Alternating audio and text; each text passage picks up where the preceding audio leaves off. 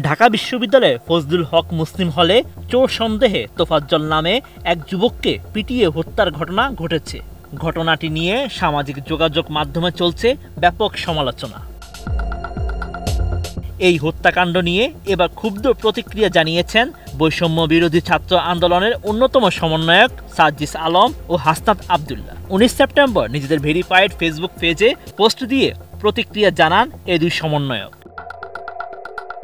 ফেসবুকে সার্জিস লিখেছেন, মানসিক ভারসাম্যহীন হোক, চোর হোক অথবা দাগী আসামি, কাউকে এভাবে পিটিয়ে মেরে ফেলার অধিকার বা সাহস কোনো একজন ব্যক্তি কিভাবে পায়? মব জাস্টিসের নামে নরপশুর ন্যায় নির্মমতা কখনোই সমর্থনযোগ্য নয়। আইন নিজের হাতে তুলে নেওয়ার ক্ষেত্রে দৃষ্টান্তমূলক শাস্তির এক্সাম্পল সেট হওয়া প্রয়োজন।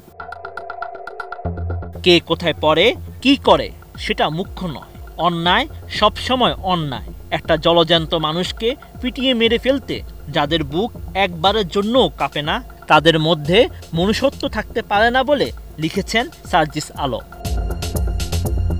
সর্বশেষে এই সমন্বয়ক লিখেছেন, এই মানুষটার শরীরটা দেখে বুয়েটের আবরার কথা বারবার মনে পড়েছে। সকল অন্যায়কারীর বিচার হোক, নির্দোষ কেউ শাস্তি না পাক। একবার যদি অন্যায়কারীরা কোনো সূত্র ধরে ছাড় পেয়ে যায়, তবে তা পরবর্তী অসংখ্য অন্যায়ের প্রশ্রয় হিসেবে দৃষ্টান্ত তৈরি করে। নতুন বাংলাদেশে সেই সুযোগ যেন কেউ না পায়।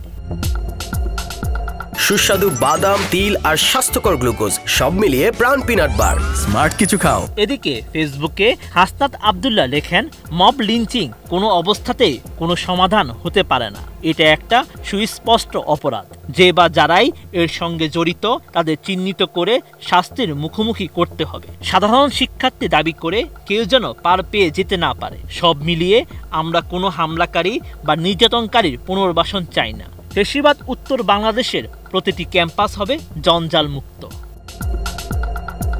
বৈষম্য বিরোধী ছাত্র আন্দোলনের এই সমন্বয়ক বলেন, সাধারণ শিক্ষার্থী পরিচয়ে ছাত্রলীগের চিহ্নিত সন্ত্রাসীদের পুনর্বাসনের কোনো পথ যেমন উন্মুক্ত নেই, তেমনি আইন নিজের হাতে তুলে নিয়ে অপরাধে অভিযুক্ত হলে তাকেও শাস্তি পেতে হবে। এ বিষয়ে প্রশাসন এবং সাধারণ শিক্ষার্থীদের সজাগ দৃষ্টি রাখতে অনুরোধ করছি। পাশাপাশি স্বৈরাচারী হাসিনার ফেসিস্ট রেজিমকে পাকাপুক্ত করতে যেসব সুশীলরা কালচারালি কিংবা পলিটিক্যালি মদত জুগিয়েছিল নয়া রাজনৈতিক বন্দোবস্তের আলাপে, তাদের পুনর্বাসনের ক্ষেত্রেও আমাদের সতর্ক থাকতে হবে।